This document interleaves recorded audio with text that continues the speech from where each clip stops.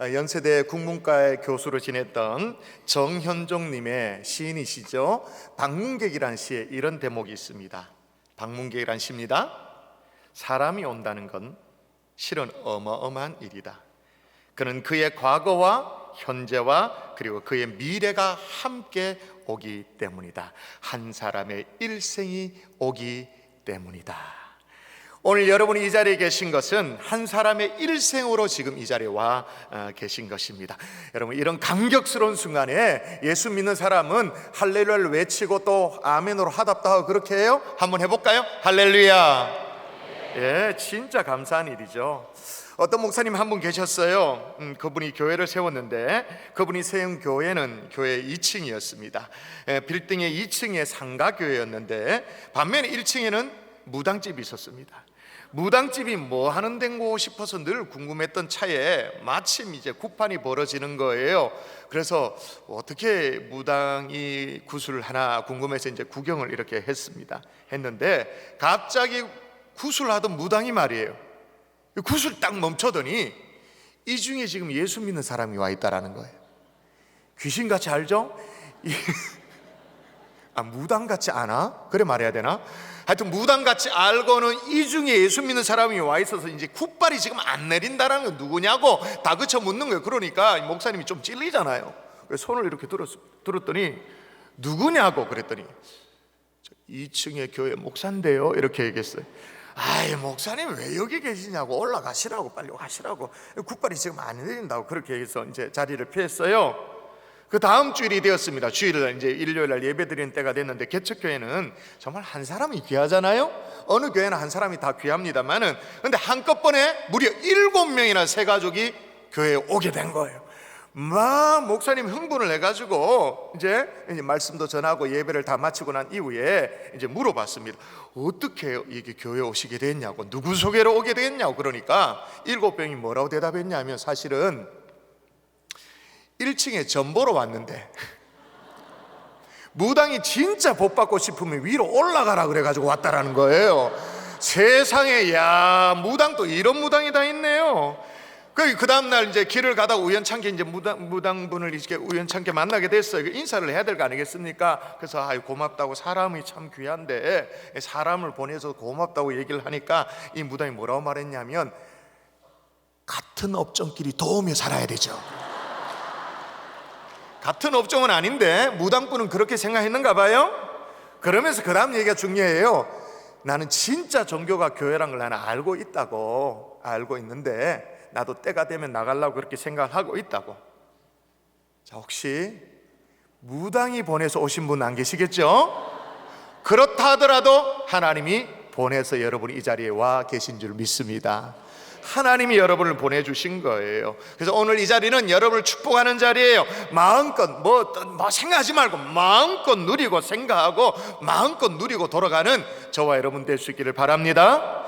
자, 무당 얘기를 했으니까 무당 비슷한 사람 얘기를 좀 할게요. 이 사람은요, 전 연예계가 다 알아주는 남녀호랭개교 그 있잖아요.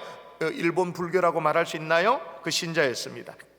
하루에 10시간씩 100일간 똑같은 말만 반복하는 그 100만 편 기도에도 도전을 하기도 하고, 남녀 호랭개교를 이끄는 일본 회장, 실질적인 교조라고 말할 수 있는 그 생일에 말이에요, 도쿄 중심가에서 수천 명이 모인 그 자리에서 대표로 생일 선물을 전달하기도 하고, 그랬지만 연예인으로서 또 자신의 존재감을 드러내야 되니까 한때는 분장을 했는데 이런 분장을 했어요. 보여주세요. 그러면서 My precious 뭐 이러면서, 그죠? 그렇게 연기했던 이 사람 누굽니까? 조혜련이죠. 조혜련. 왜 이렇게 억척스러운 모습으로 연기도 하고 그렇게 했죠? 그녀는 남아선호 서상이 참 남다른 지역에서 태어났습니다. 경남 고성에서 태어났습니다. 아버지가 장손이기 때문에 무조건 대를 이을 아들이 필요했던 그 시절이었어요.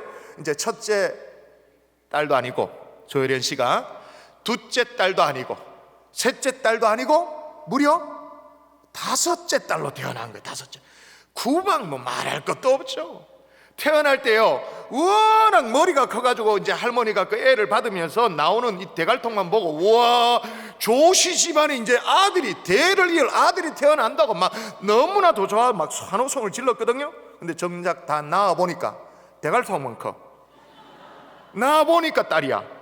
그래가지고 엄마로부터 이 배신자 가스나야, 왜 머리는 커가지고 아들 나온다고 막 기대감을 갖도록 만들고 왜 딸이냐고 그 얼마나 구박을 하든지 죽일 수는 없으니까 일부러 사고로라도 죽어보라고 어떻게 해요? 애를 갓난아기를 엎어. 요즘에야 엎어서 키우면, 엎어서 재우면 이렇게 이게 볼이 이렇게 눌려가지고 얼굴이 가려매지라고 그렇게 합니다만, 이때는 그게 아니고 뭐냐면 어쩌다가 사고로라도 죽어보라고 그렇게 합니다.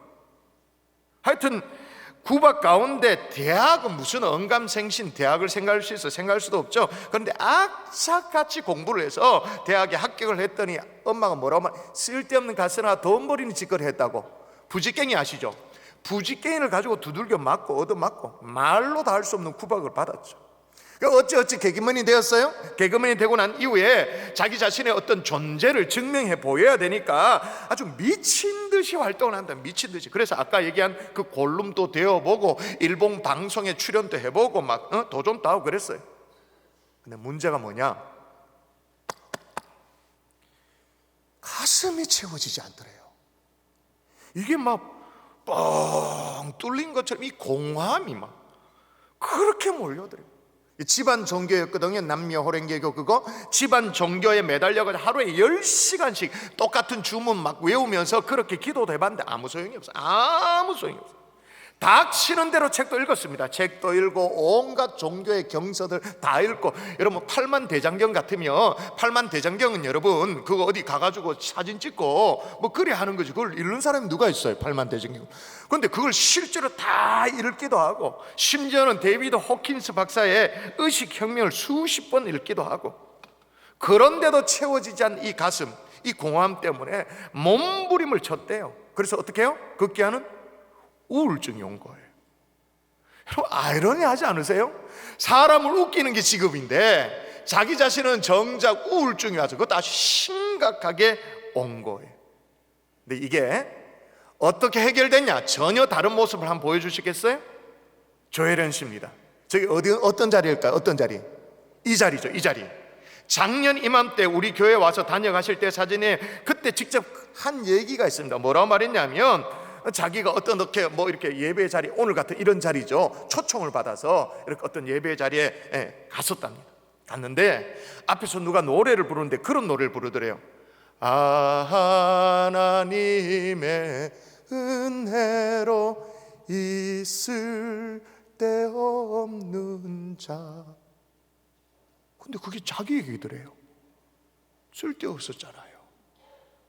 이 가스나야, 돈 버리는 짓 왜 했노? 부지깽이로 대학 합격하니까 얻어맞았다. 이 쓸데없는 자가 자기 얘기잖아요. 그 다음에 가서 또 이런 게 있더래요. 내 모든 형편 아시는 주님. 아니, 그런 분이 계시냐고. 내 모든 형편을 아시는 분이 계시냐고. 정말 그런 주님이란 분이 계시냐고 궁금하기 시작했대요.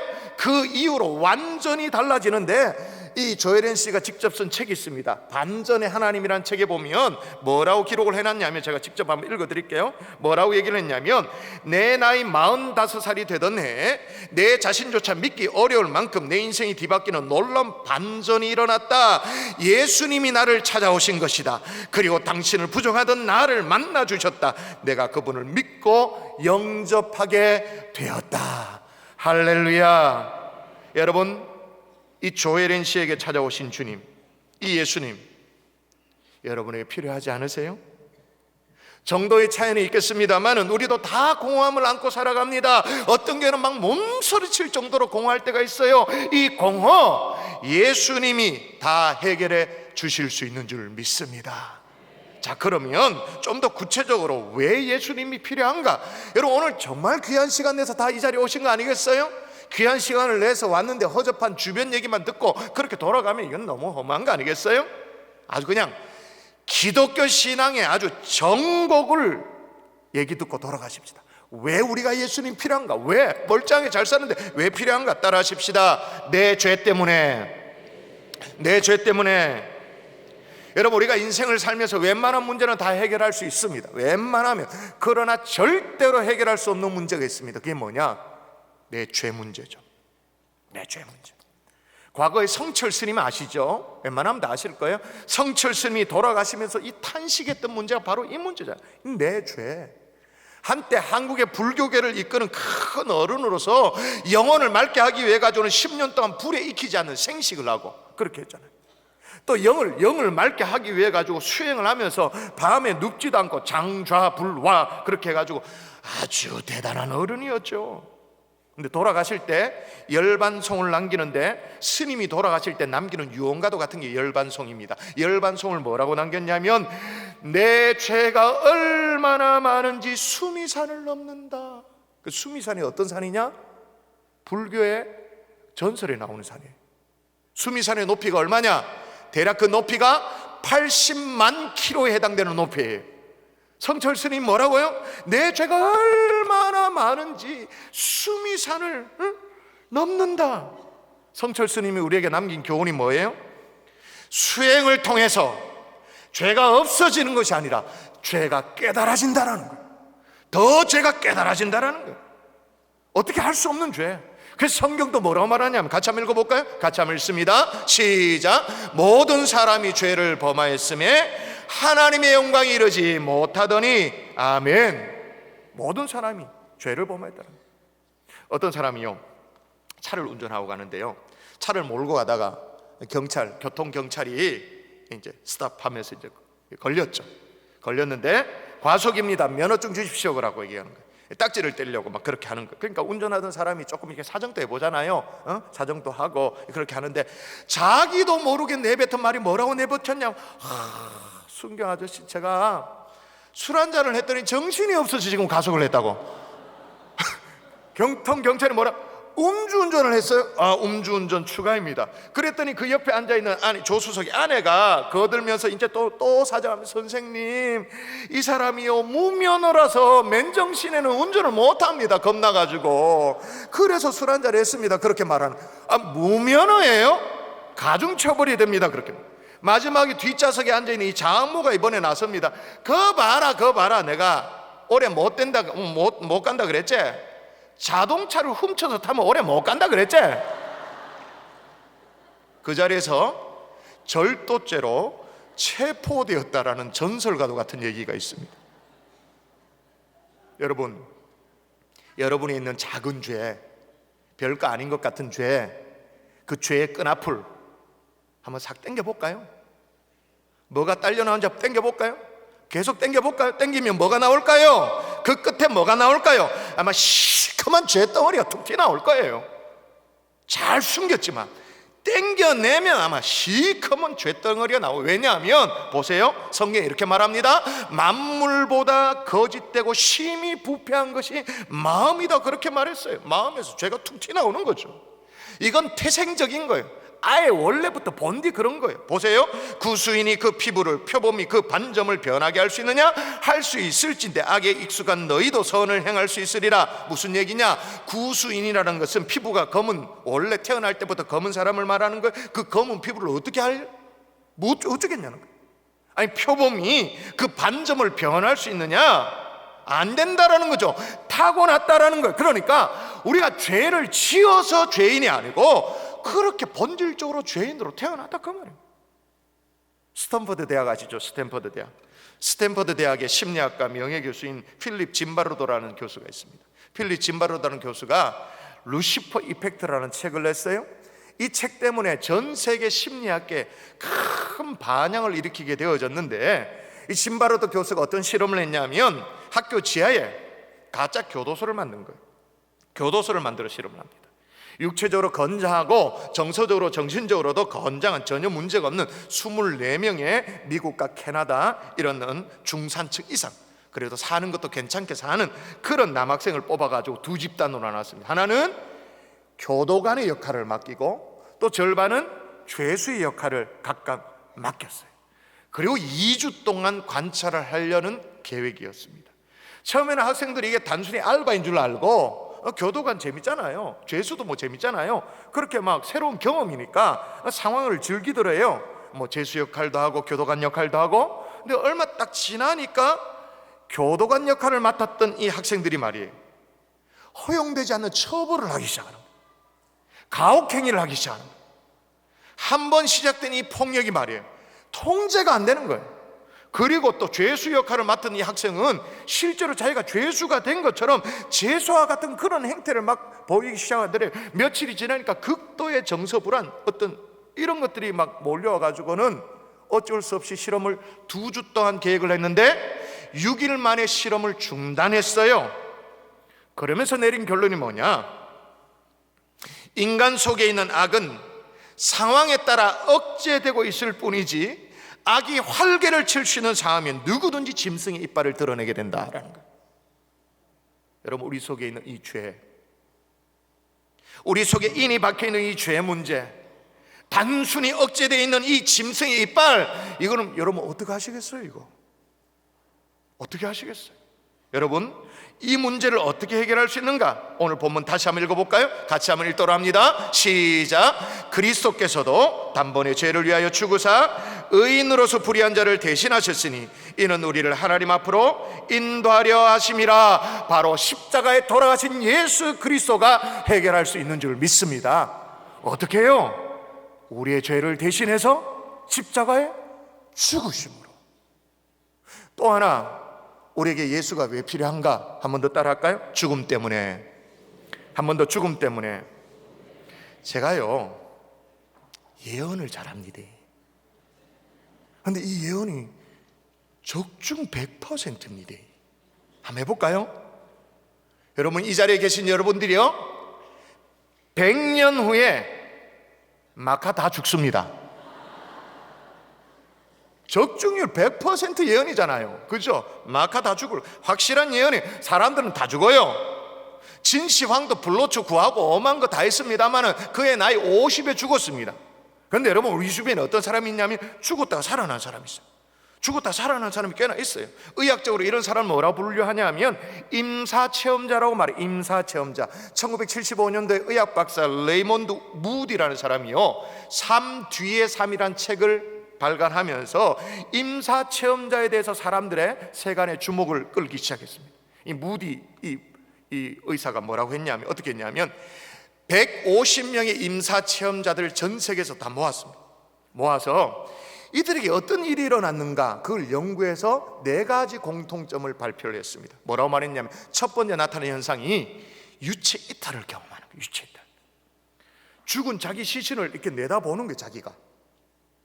그리고 그 주변에 가족들이 막 슬피 울면서 서 있는 거예요. 유체 이탈, 이 보는 거예요. 두 번째 공통점은 뭐냐? 어둠을 통과하는 거예요. 어둠을. 근데 이상하죠? 서양 사람들은 주로 어둠을 통과하는데 어두운 터널 같은 걸 통과하고, 동양의 사람들은 어두운 강을 통과하더래요. 이것도 문화적인 백그라운드가 있어서 그런지 몰라도 하여튼 동성이 달라. 하여튼 터널이고 뭐 강이고 그래요. 또 세 번째로 어떤 공통점이 있냐면, 굉장히 어느 순간에 환한 빛을 봤대요. 환한 빛. 네 번째 특징이 뭐냐? 어느 순간에는 자신의 인생에 막 파노라마처럼 쫙 뭐가 지나가는 그걸 경험했대요. 이 4가지 공통된 특징인데, 근데 더 중요한 건 뭐냐? 그런 경험을 했던 임사체험자도 다 죽었다라는 거예요.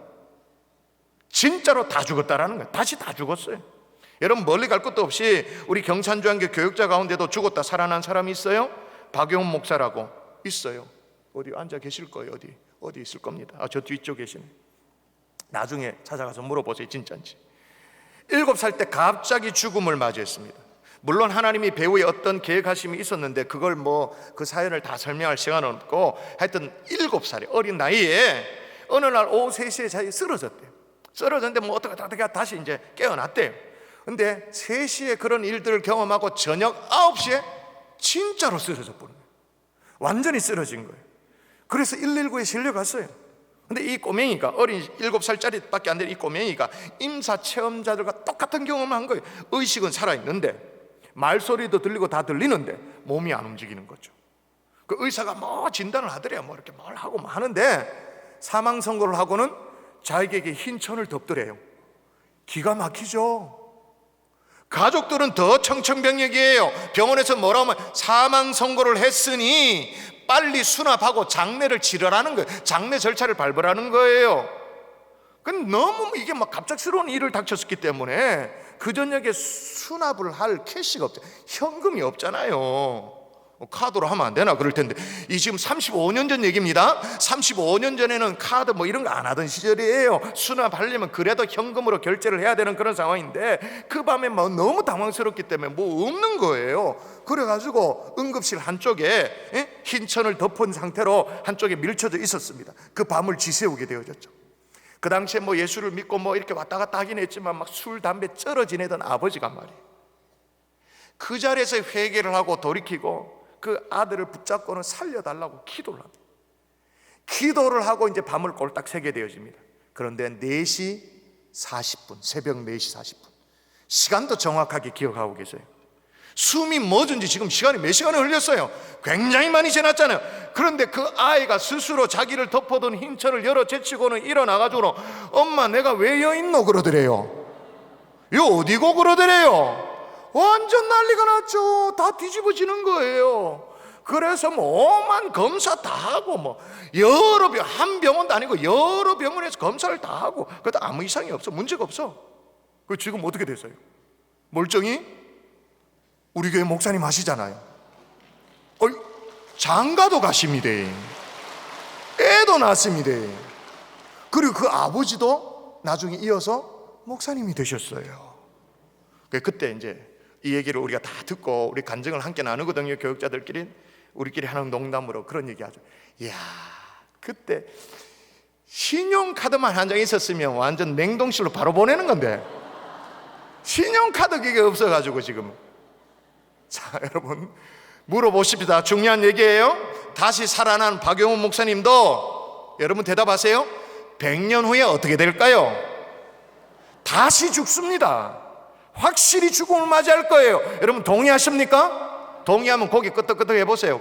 동의하십니까? 그렇죠? 다 죽어요. 다 죽어. 죽음에 대해서 누구도 속수무책이에요. 여러분 석가모니도요, 어느 날 구시리섬 가까이에 시다 숲을 지나는데 한 과부를 만났습니다. 이 과부는 하나밖에 없는 외아들을 잃어버린 거예요. 과부를 잃은 아들, 잃어버린 이 아들을 살려달라고 이 석가모니에게 애청을 합니다. 간청을 하죠. 이때 석가모니가 뭐라고 대답하냐면, 여자여 죽음이란 누구에게나 있는 것이니 너무 슬퍼하지 마시오, 위로를 합니다. 근데 뭐 가부는 안 된다라는 거예요. 내 아들을 살려주십시오 막 매달리는 거예요. 그 마지못해 이제 석가모니가 방법을 알려주는데, 뭐라고 방법을 알려주냐면, 저 산 아래 마을에 내려가서 한 번도 죽음을 경험하지 못한 집을 찾아서 그 집에 쌀을 얻어다가 죽을 끓여서 아들에게 먹이면 아들이 살아날 것이다 그러는 거예요. 그러니까 막 살 수 있는 방법을 알았으니까 얼마나 희망이, 가슴이 뛰어요. 뛰는 가슴을 가지고 마을에 내려가서 정말로 집집마다 찾아다니면서 죽음을 한 번도 경험하지 못한 집 찾았습니다. 그런 집을 찾았을까요? 못 찾았을까요? 잘하시네. 못 찾았지. 없죠. 터덜터덜 그냥 황혼역이 되어져서 너무 절망하는 가운데 석가모니에게 왔습니다. 여인이 왔어요. 그때 석가모니가 그 여인에게 한 얘기가 뭐냐면 진짜 허무해요. 뭔 얘기를 했냐면, 생자 필멸, 산 사람은 반드시 멸망이 있다, 죽음이 있다, 이런 소리는 나도 하겠다. 석가모니는 이 죽음의 문제 어떻게 방법이 없었어요. 그런데요, 예수님은 달라요. 어떻게 다릅니까? 나인성 가부의 아들을 물론 일시적이지만 살려내셨습니다. 회당장 야이로의 딸 살려내셨습니다. 죽은 나사로 살려내셨습니다. 인류 역사상 죽음의 문제를 어떻게 해결할 수도 없었는데 예수님 죽음과 싸우시고, 그래서 죽은 자를 살려내시기도 하고 자기 자신이 죽음을 이기고 살아나신 부활의 주님이신 줄 믿습니다. 그래서 우리를 하나님 아버지께로 인도를 할 수 있는 거죠. 오늘 성경이 그 얘기를 하는 게, 다시 읽어볼까요? 다시 시작. 그리스도께서도 단번에 죄를 위하여 죽으사 의인으로서 불의한 자를 대신하셨으니 이는 우리를 하나님 앞으로 인도하려 하심이라. 이런 신나는 구절은 할렐루야를 외칠 수밖에 없어요. 할렐루야. 여러분, 그러면 이 즈음에 우리 속에 궁금함이 생겨요.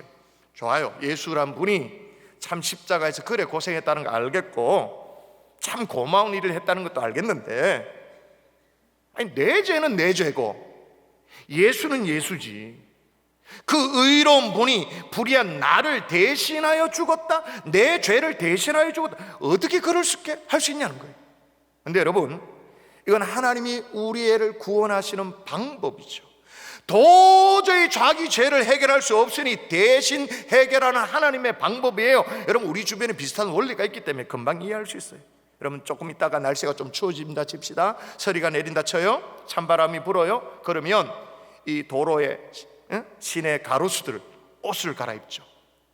나무의 허리춤에 지프로 허리를 동입니다. 가만히 뛰기 같은 걸 이렇게 동이죠.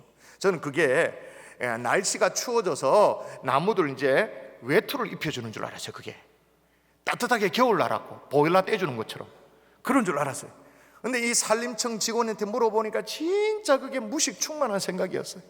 그런 게 아니래요. 그런 게 이 가만히 떼기 이름이 있는데 그 이름이 뭐냐면 잠복소라는 이름이. 잠복소.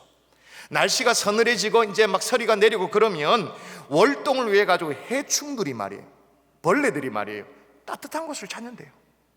그 나무에 있던 해충들이 말이에요, 나무의 진액을 빨아먹던 이 벌레들이 이 나무 허리에 감아놓은 이 가마떼기 집더미에 따뜻하니까 거기에 싹 모여든대요. 그럼 거기서 겨울을 난대.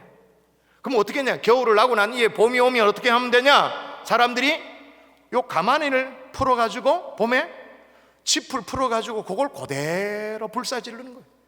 그래서 해충을 박멸하는 거예요.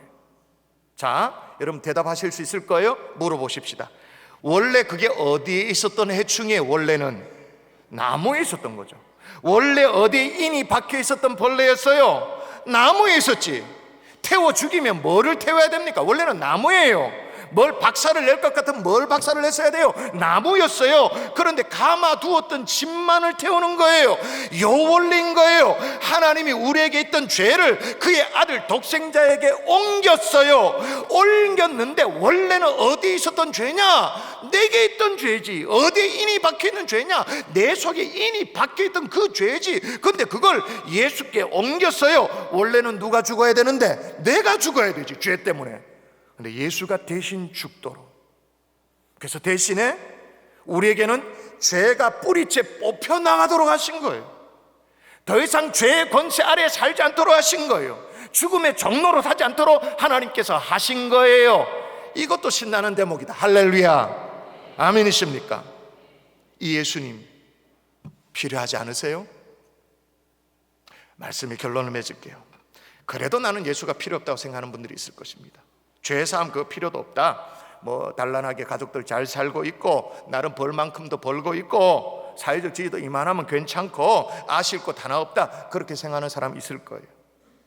서양 연극 가운데 생명이 불과 15분밖에 남지 않은 이 청년을 주인공으로 하는 단지 15분 Just 15 Minutes이라는 작품이 있어요.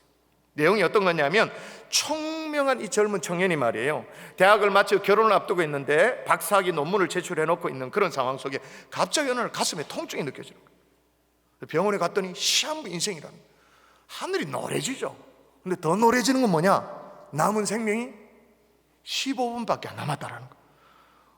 완전히 절망이죠. 근데 절망하는 사이에 15분, 14분, 13분, 12분, 11분 시간이 지나가고 있는 거예요. 망령자실하고 있는 그 사이에 병실에 이제 있는데 한 통의 전보가 날라옵니다. 전보의 내용이 뭐냐면 억만장자였던 삼촌이 돌아가셨습니다. 재산을 상속할 사람은 당신뿐입니다. 속히 상속 절차를 밟아주십시오. 죽음을 앞두고 있는 상황 속에는 뭐 유산 아무 문제 없어요. 아무 소용이 없어요. 몇 분 남았냐고 이제 묻고 있는데 그때 생명의 시계는 또 지나가 10분, 9분, 8분 또 하나의 전보가 도착하는 거예요. 당신의 박사학위 이 논문이 최우수 논문으로 논문상을 받게 되었습니다. Congratulations, 축하합니다. 축하 전보 역시 아무 의미가 없어. 또 생명이 지금 7분, 6분, 5분, 4분 또 하나의 전보가 날라오는 거예요. 그토록 애타게 기다렸던 연인으로부터 결혼을 승낙한다는 전보가 온 거예요. 그런데 그 전보도 시계를 멈추지 못해요. 3분, 2분, 1분, 결국은 이 청년이 숨을 거둬요. 그러면서 연극은 끝나요. 여러분, 나는 아닐 것 같죠? 그건 내게는 해당되지 않는다 싶죠? 여러분, 인정하지 않아서 그렇지 우리 모두는 다 시한부 인생을 살고 있는 거예요. 그때 여러분의 죄 안 들켜서 다행이지만 불꽃 같은 하나님의 눈에는 다 들킬 텐데 여러분의 죄 어떻게 하면 좋아요? 죽으면 무턱에서 어쩌시려고요? 여러분, 우리는 그래서 예수님이 필요한 사람인 줄 믿습니다. 이 예수님과 함께 정말로 새로운 인생 시작하는 하나님의 백성들 될 수 있기를 주 예수 이름으로 축복합니다.